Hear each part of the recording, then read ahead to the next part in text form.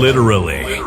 In a land of likes, leggings, and lattes comes a podcast hosted by two basic beings, Bekah and Maddy. This is the Basic B Podcast. Hi everyone, welcome back. If you can't tell, we're a little bit loopy and tired, maybe some sleep deprived up in here. Yeah, we've been working really hard. Yes, on the podcast, and then not to mention we have jobs. Yeah, you have to get up early more than I have lately, but closing down a coffee shop, it's a lot. Yeah. I mean, if it's anything like closing Great Times, I could imagine, because do you remember we used to have to like clean the ball pit mats? Yeah, that was the worst. The toilets, the bathroom, and kids are gross, so it was never like an easy job. You just reminded me, I don't know if I ever told you this. I can't remember who I was closing with at Great Times once, but it was a guy who was cleaning the women's restroom after close, and he was like, hey, can you do me a favor? And he asked me to go pick a pad up off the floor that was stuck to the ground with blood. Did you do it? I did, because I didn't know what I was signing up for. I was like, sure, I can help you. And then I realized how utterly disgusting it was. But I did it. It probably put on like 2 pair of gloves, Yeah, it was repulsive. Anyway. That's awful. I wore this dress in honor of today's episode. Yes. So should we talk about like our recent obsessions in our week first, or should we like talk about the subject first? We probably should. Well, long story short, this episode will be about Dolly Parton, but we can explain that in a minute. Maybe we should go ahead and talk about other stuff. Okay. Well, I want to start with this week. I'm going to post a picture maybe on our story or something if it happens. I might be meeting freaking Jace Robertson tomorrow off of Duck Dynasty. Why? So Brandon has a work event. Brandon, my husband. Oh, yeah. Has a work event, and he's going to be there. And he's speaking. And on the calendar, there's 1 hour of meet and greet time.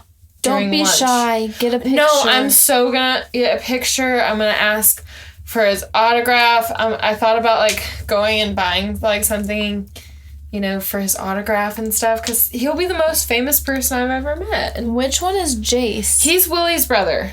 Okay, I'd probably recognize him. I remember only Willie and Cy from Duck Dynasty and the brother. Willie's brother was bearded, and he was always, like, getting Willie mad. But I haven't seen this show in years. Is Cy the old one? Yes, with the T. Yeah, they deliberately made his ice cubes obnoxiously loud. Yeah. Okay. Yeah, that's Cy. But so that's really exciting. Yeah. And every year at the work event, they have like a super fancy steak dinner. And then they have Brandon works for a tunneling company, so they have like a little whack-a-mole tournament because it's like, that's amazing. Yeah, so he's entering that this year. And then me and my mother-in-law, because Brandon and his dad work together, so they both work for the same company. And me and my mother-in-law, they have events for spouses throughout the day. We're going to take a cake decorating class. So oh my gosh. I'm so excited. Tomorrow. We leave tomorrow. The actual event is mainly on Friday. Okay. So, yeah. Wow. But the event is like tomorrow night, so there'll be like stuff going on, like the whack-a-mole tournaments tomorrow.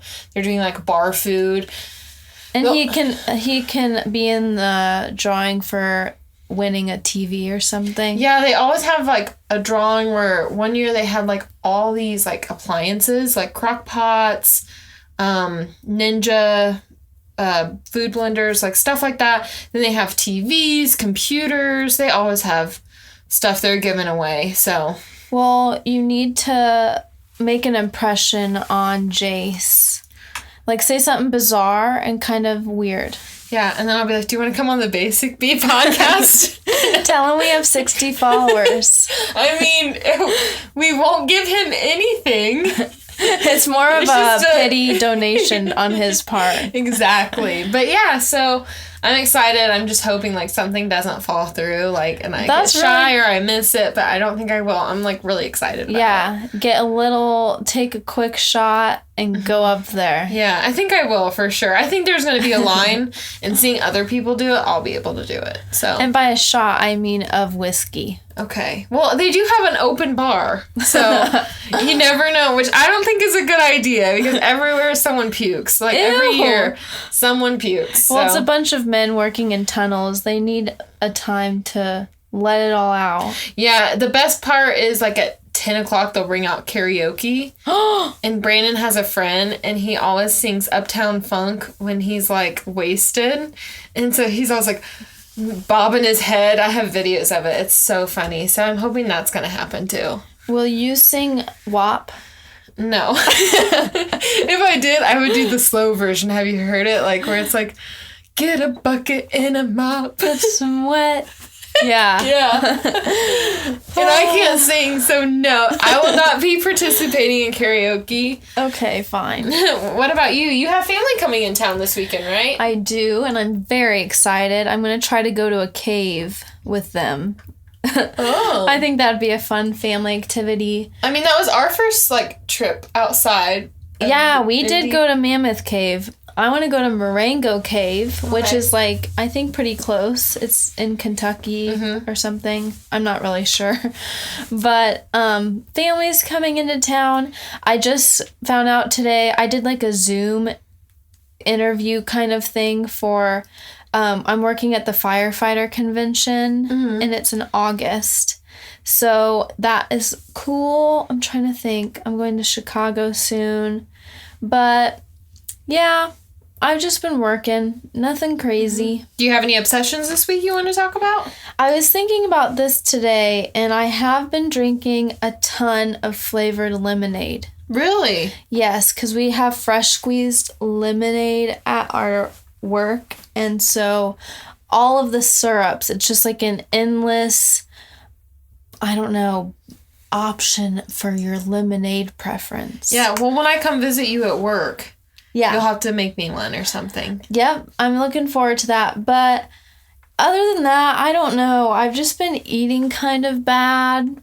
Been really kind of lazy because I feel like I've put all of my energy into the podcast and work.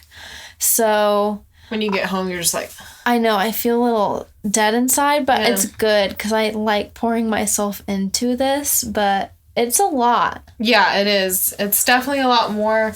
I knew it was going to be a lot, but it was a lot more than I thought. Yeah, and, like, one thing we struggle with every week is the Instagram posts. Like, we want to get a good caption. You have to do the right hashtags, and you don't want to overdo it and annoy people, but you don't want to underdo it and people forget about you. So I'm like, yeah, I get stressed about it, but I think the way we're doing it right now is okay. I think it's good. Like I said, we're up to 60 followers. We're learning as we're going. It is tricky. Like, the whole podcast really comes down to marketing and, like, telling people about it. Yeah. But we have been talking about a giveaway, so hopefully soon we're going to be announcing that. But it's still in the works right now. Yeah, got to work some kinks out and stuff. Yeah, what about you? Okay, I'm obsessed this week with Still the Crown. I'm on episode 10. Oh, wow. I'm not any more excited than I thought I would be. I think I'm just, like, trying to get to Princess Diana. Yeah. Like, I think that's what I'm working my way towards. But it's really interesting. And then, what else am I obsessed with? You're working yourself to the bone lately, too. Yeah. Yeah. I'm obsessed with doing nothing right now because I'm just exhausted. I got Paramount Plus on my TV. And me and my husband have been watching Fairly Odd Parents during dinner. I did walk in and saw Chip Skylark on the television. Shiny teeth in me, shiny teeth, shiny teeth. And then I forgot about the Icky Vicky song. Do you remember that song? It was a bop. It's so good. I know.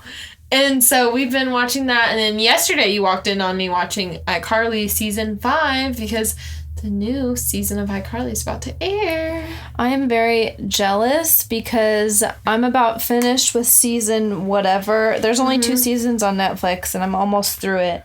So, yeah, I need to get in on that. I wonder if I can give you my Amazon password and you can just watch it through mine so you don't have to pay for it. Let's try that. Because I have Paramount Plus and Discovery Plus. I know. You need to watch Making a Millionaire, or I forget what it's called, but do you know what it is? I'm sure I've seen it. I'm still binging the 90 Day. I'm almost done. Okay. I'm ready to be done with it because I feel like I have to know about it. So we stan Michael and Angela. Yeah, they're an interesting couple. Okay, this is a rabbit trail, and I apologize in advance, but I have to talk about it anyway. So I'm catching up on Happily Ever After season 6 of 90 Day Fiancé. Mm-hmm. And he's out, so he's still in Nigeria. Like, he's still there. He has not made it over, but they are married.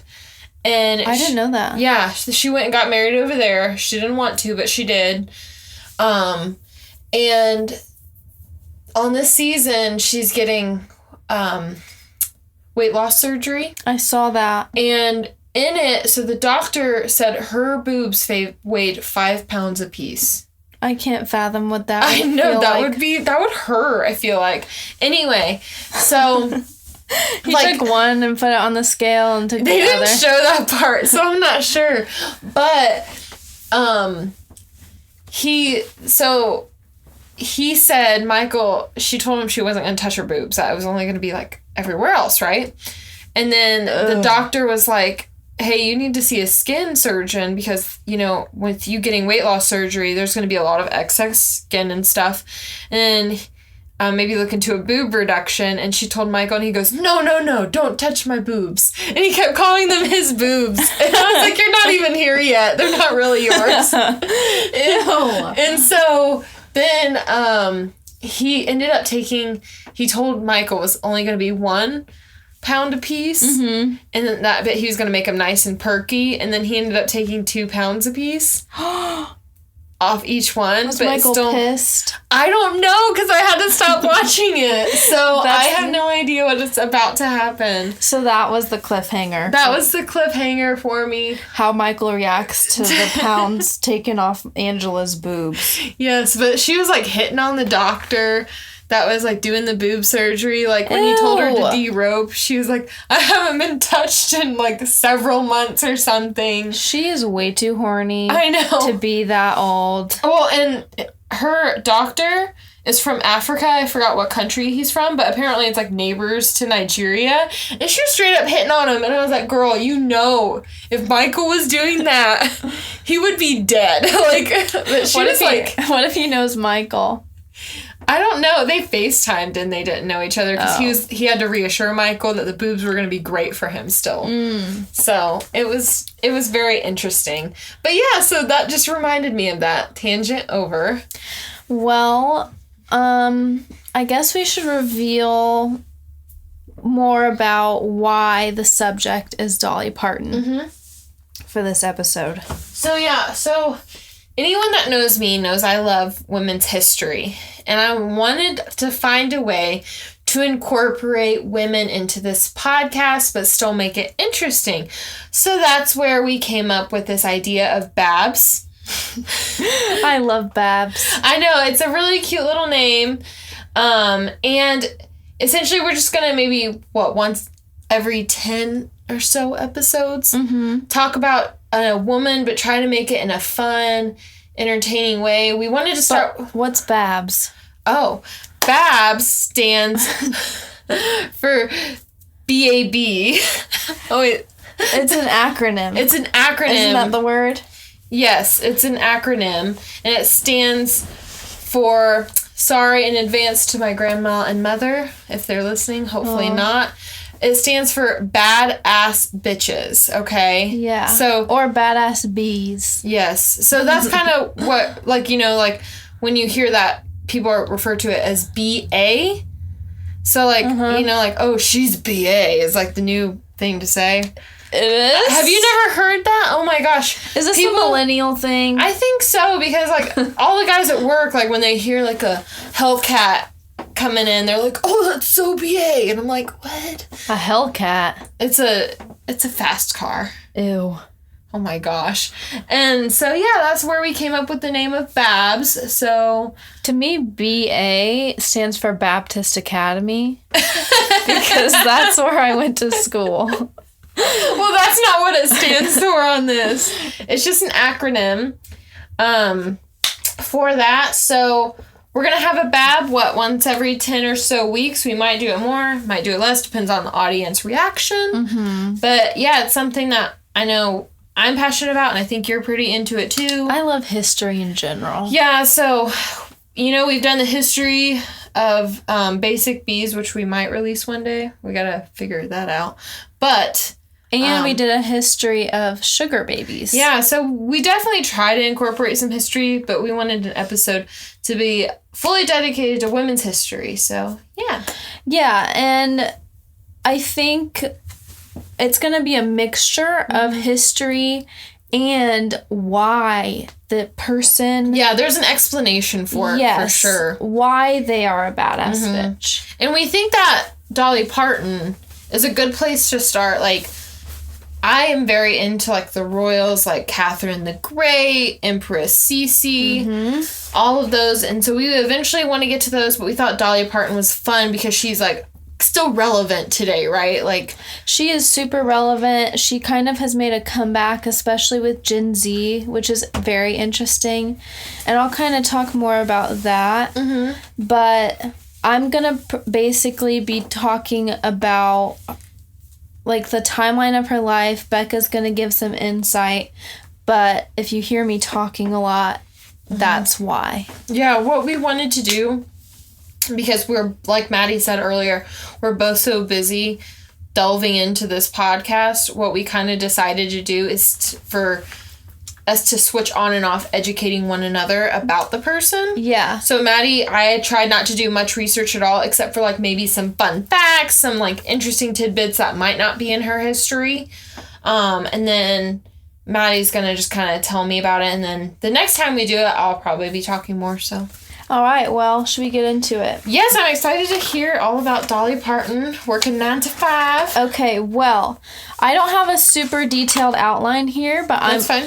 I started by listening to Dolly Parton's America, it was like ranked the #1 podcast, I think, of 2019. It's only 9 episodes long, but it gives a lot of insight into her life. There's an interview with her in it, but it was just really interesting. I'm not actually all the way through it because I had to cram to get my knowledge for this podcast. Yeah. But I already knew a decent amount about her anyway because she has been in my life. Right. So I guess I should start out with when she was born. So she was born in 1946 in, it says, Locust Ridge, Tennessee. She was one of 12 children. They had a 1-bedroom cabin, and they had to sleep like 3 to 5 kids in a bed sometimes. Wow. Yeah, and it was so cold at night that they would have to just snuggle together to keep warm, and she was very poor. Her dad was a tobacco farmer, and her mom was a stay-at-home mom. Aww. Obviously popping out lots of babies.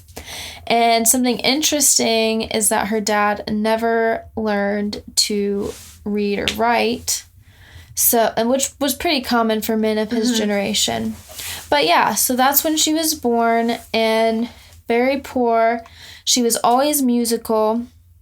I think she made her first guitar, like, out of some strings and stuff. Wow. Yeah, and she was writing songs by, like, age 5, and she performed for the first time. I don't think it was the first time, actually, but one of her biggest first performances was at the age of 13. It was actually at the Grand Ole Opry. Wow, that's really impressive for 13. And she was introduced by Johnny Cash, and after that, fast forward to like age 21, her uncle got her backstage at the Porter Wagoner show, which was a big musical show that was super popular then. And he immediately liked Dolly and got her on the show, and it was like good timing because one of the main singers like that Porter did duets with, I can't remember what her name was. It was like Norma Jean or something. But she had gotten married and wanted to step back. Mm-hmm. So he needed a replacement. Dolly came in at age 21, and on her first performance, she got booed. Like, people were so attached to the First Lady.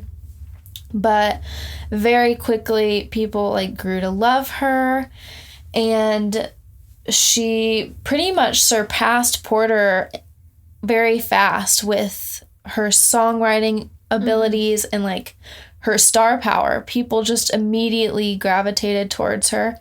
And so, like, at the height of her stardom on the show, her song, she was like pumping out song after song after song, and like so many of them would end up on the top like 5 songs. I think it was several had been like number 1, and his songs were staying in the 40s.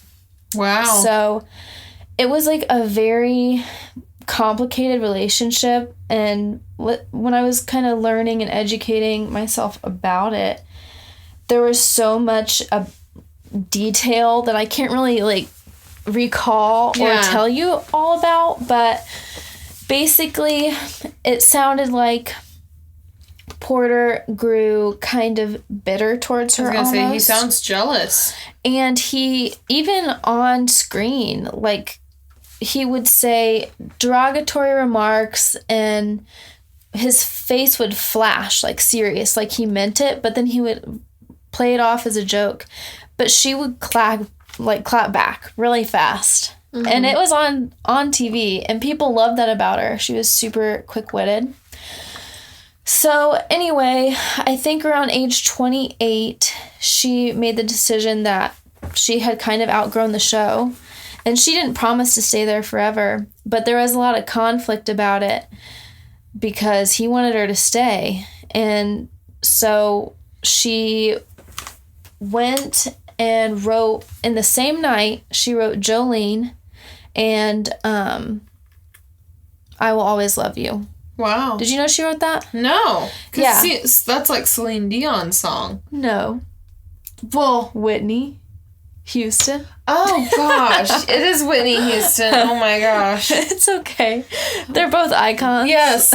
I guess I just heard her singing it because it's one of those belting songs. No, it seems like, yeah, I could see why you thought that. No, I did not. No, she wrote that. She did. She wrote it really quickly, but and the same night she wrote Jolene. That's nuts, because that's another big one. Like, she was a freaking genius. And the way that her words went together and how quickly she could write, it was just amazing. Like, obviously, it's totally different, but like Taylor Swift writes tons of songs. I was just thinking that. Yeah. And like, there's not one album I don't like. Like, I like them all. There's albums that are better than others, but she could just pump them out. Like, she's been around for a while, and she freaking re-recorded Fearless with some new songs, and those are doing just as well. It's insane. Yeah, it's like Taylor Swift has like the magical touch on the industry now. Dolly Parton had that then. But a lot of people think of I Will Always Love You as a romantic song, but it was actually to Porter Wagoner. So the way that she handled it, she went in his office, told him to sit down, and sang him that song. And you know how it goes.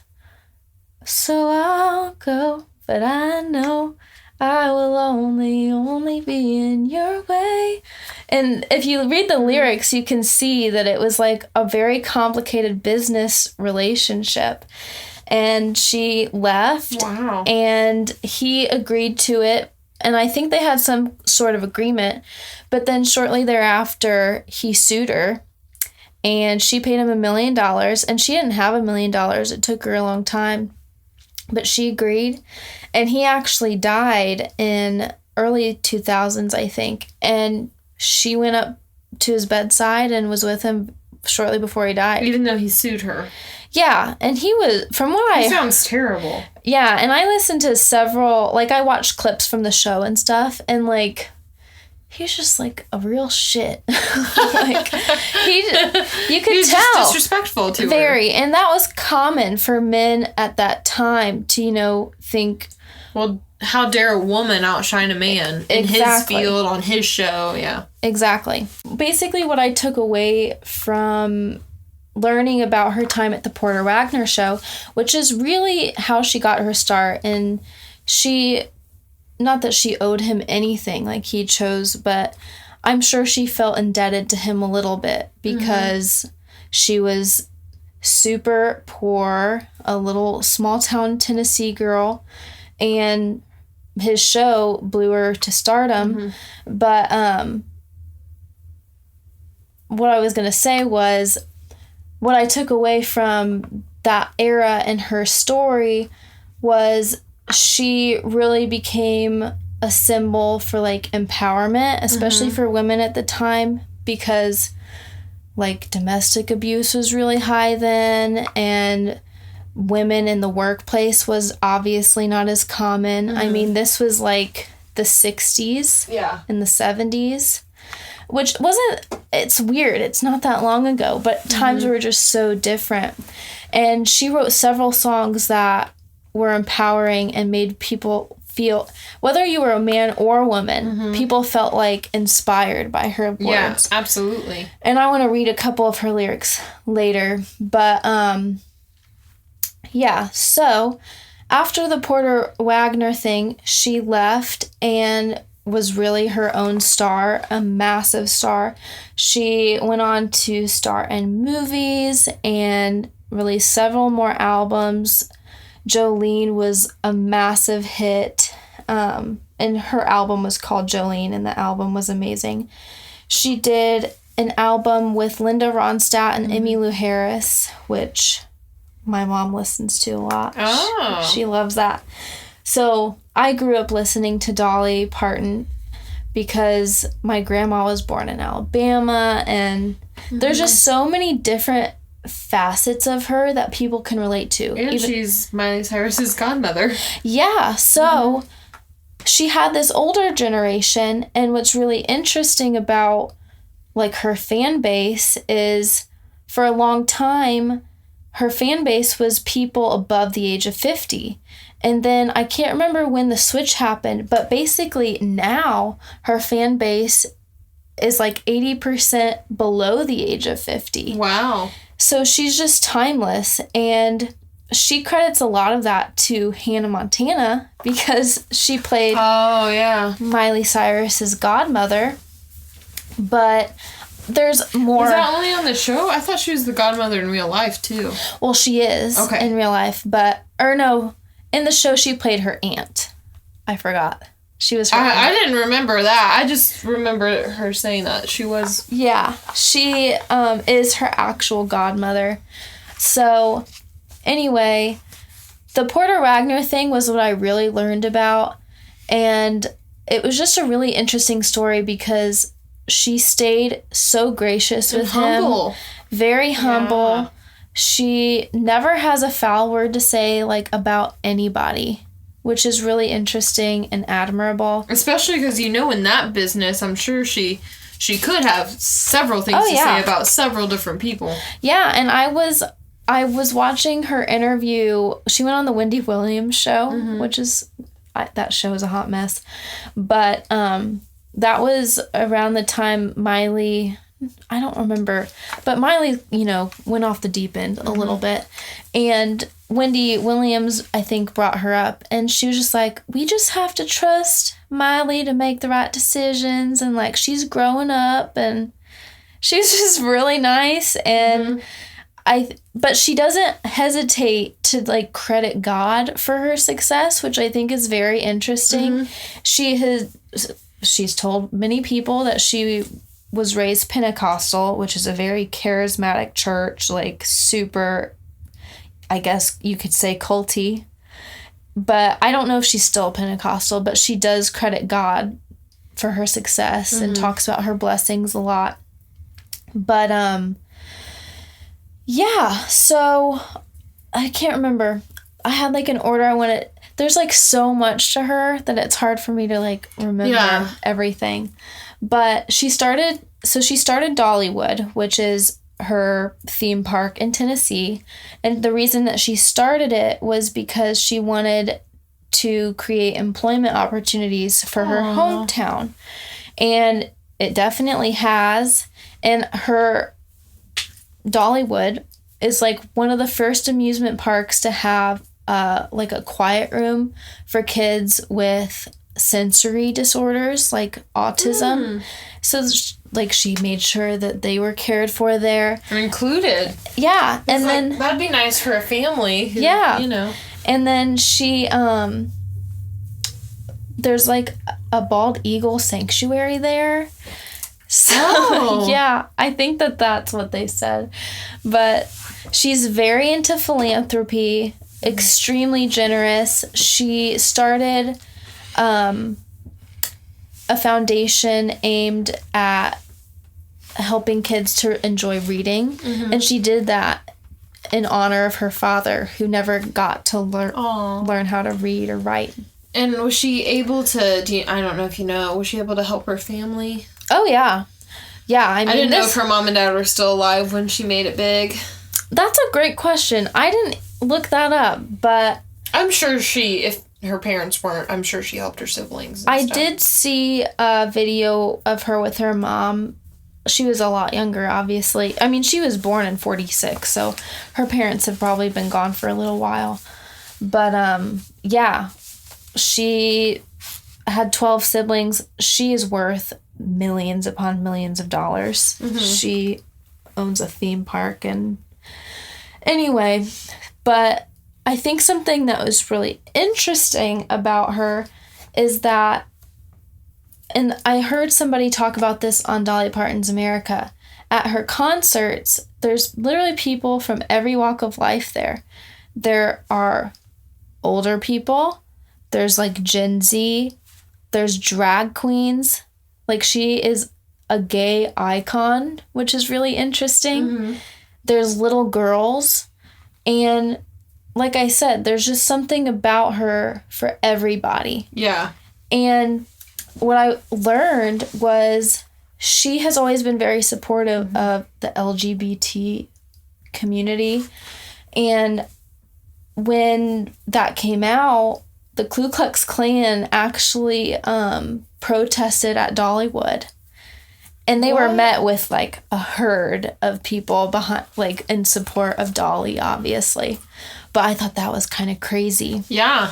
Because Dollywood, how long has that been open? I think she opened it in the 80s or 90s. Yeah, it's not...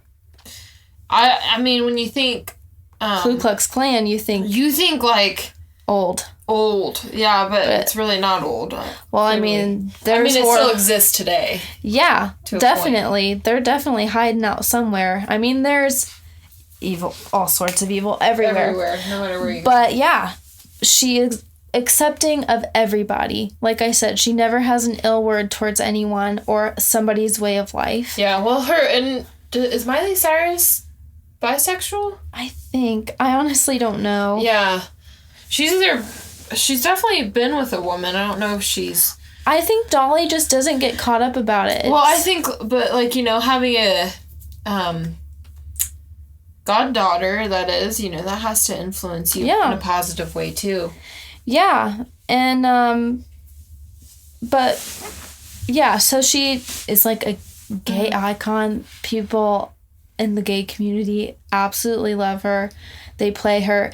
And that kind of reminds me, her looks were always a source of great controversy. It's a staple for her, like her hair and her boobs and her leather. Yeah, and she'll be very open about it. And her story is, when she was younger, there was like a town floozy that everybody knew about. She wore tight skirts and big hair and lots of makeup, big boobs. And her mom, she like passed her on the street with her mom one day, and her mom was like, honey, that's trash. And she's like, well, I want to be trash when I grow up. And that's kind of, she's stayed consistent with that kind of look. It's her look. But she also is extremely smart and talented, and she doesn't care if people don't like it. Yeah. Which I think is cool. But her boobs are definitely fake. I didn't know that. No, I'm just kidding. Yeah. But I think she had big boobs even when she was younger, honestly. I don't know. But she wears wigs. Boob reduction like Angela. Well, Wendy Williams said, do you ever consider a boob reduction? And she's like, no, I spent a lot of hard work getting them this big. What I can't stress how clever she is. Like in interviews and her songs, her words just like flow. Yeah, I think it'll be interesting when you read the lyrics, because I know that, you know, in any song there's stuff we miss, and so I'm sure it would be interesting. I know I'm going to go look up the lyrics to I Will Always Love You. Yeah, you need to read them because it changes your perspective on the song. Yeah. Because you just think it's like a breakup song or whatever.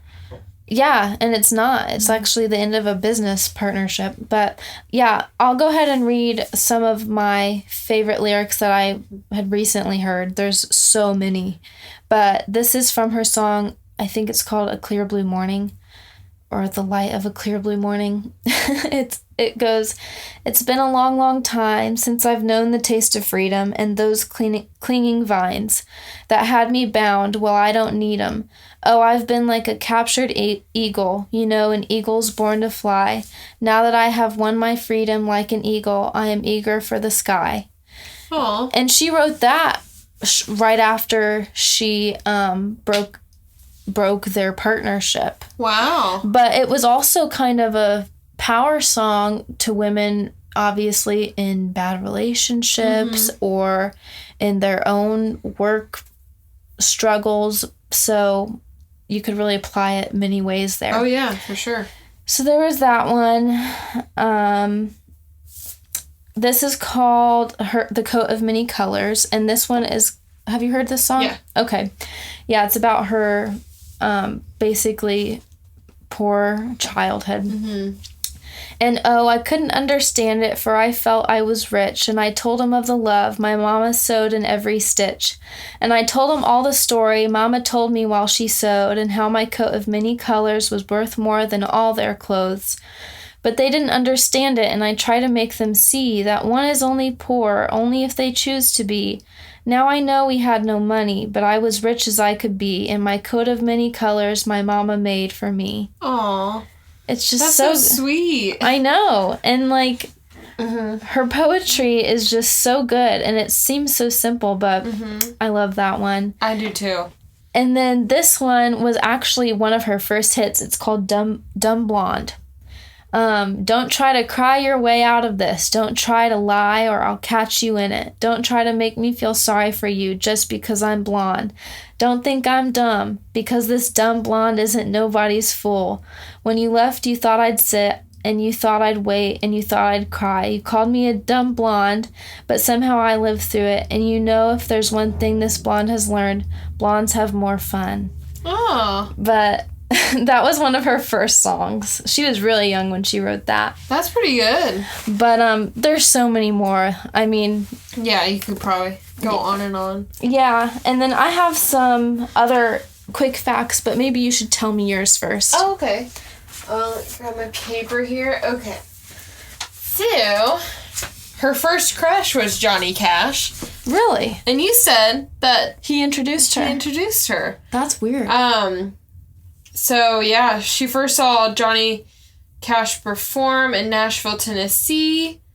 Years later, she got to know Johnny Cash, and he became someone who was special and to her supportive, and I cannot talk. It's okay. He was special to her and supportive of her career.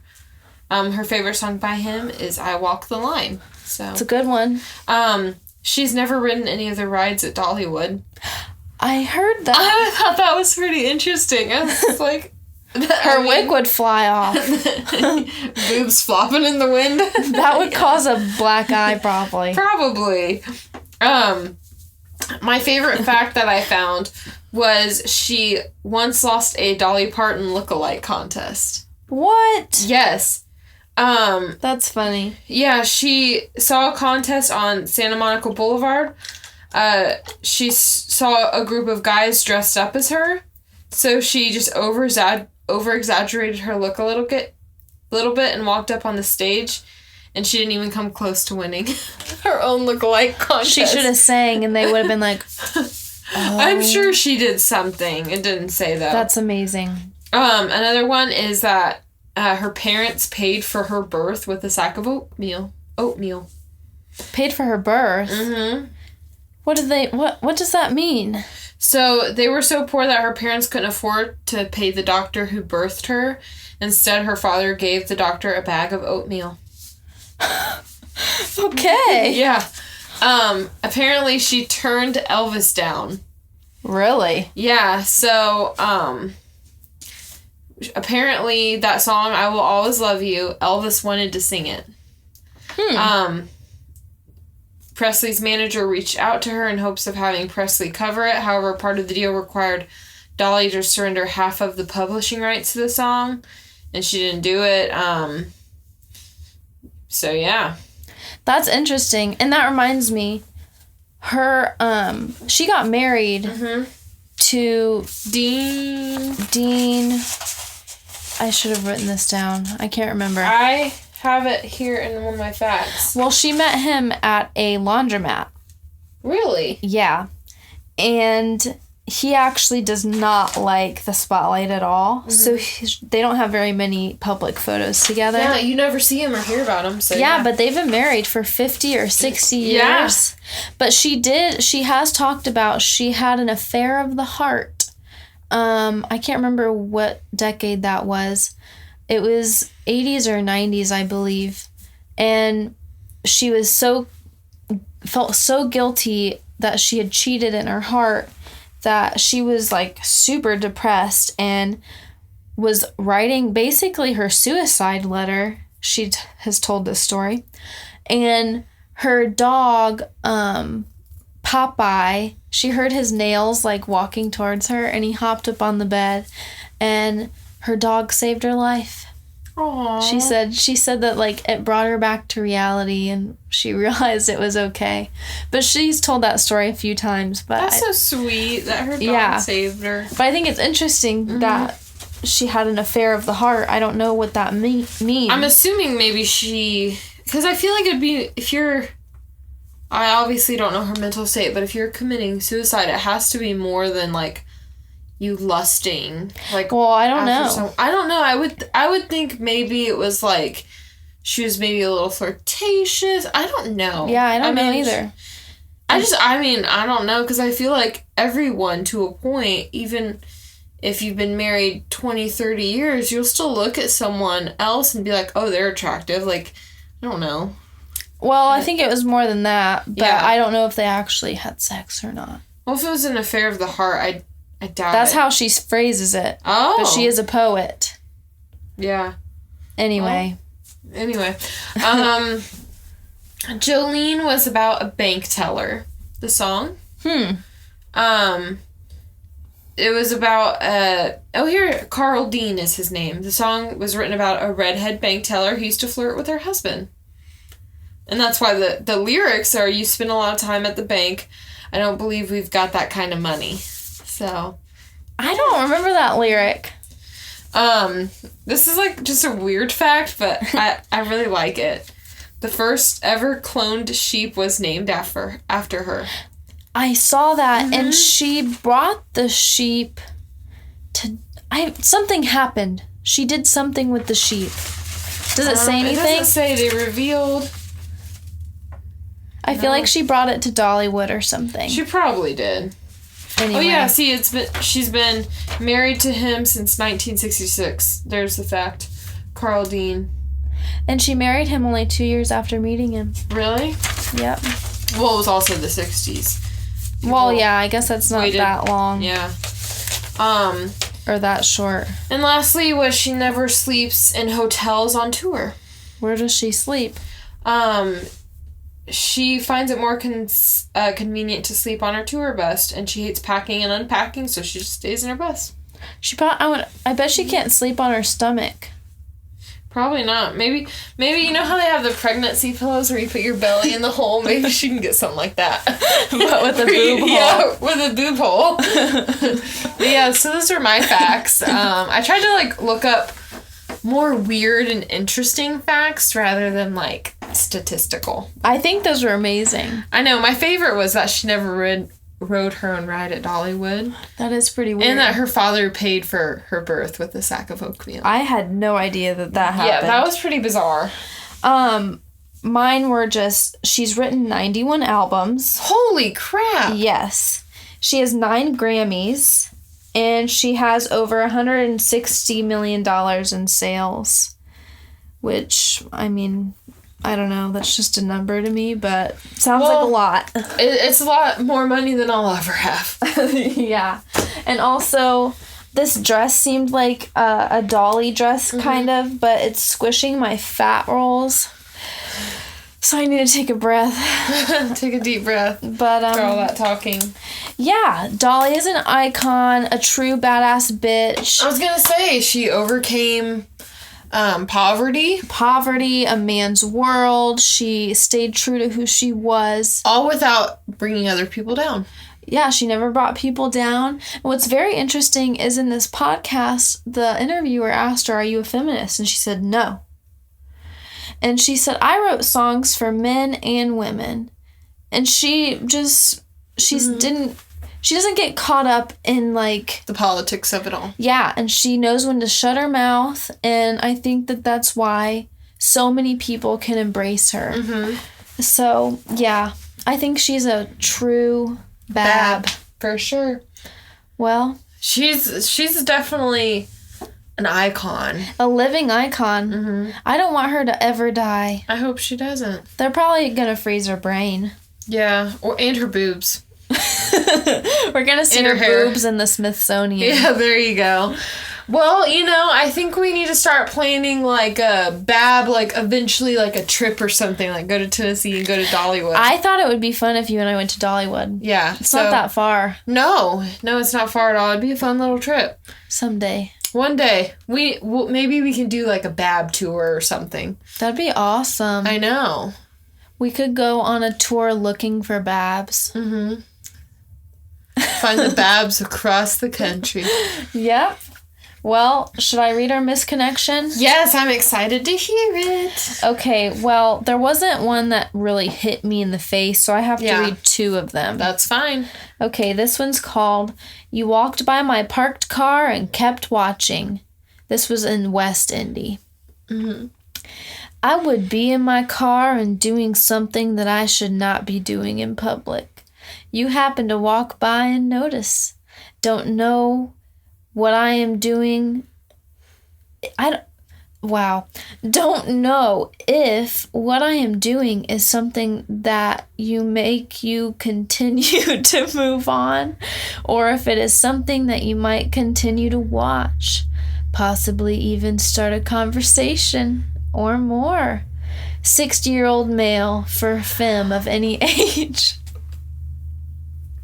Was he touching himself in the car? I think that's what he's insinuating.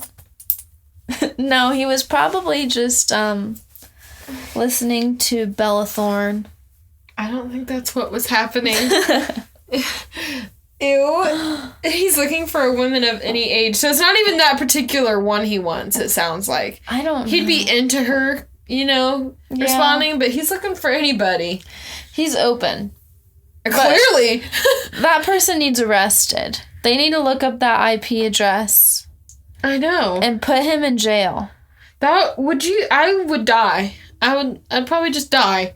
There would be nothing. I would just fall over. They kept watching.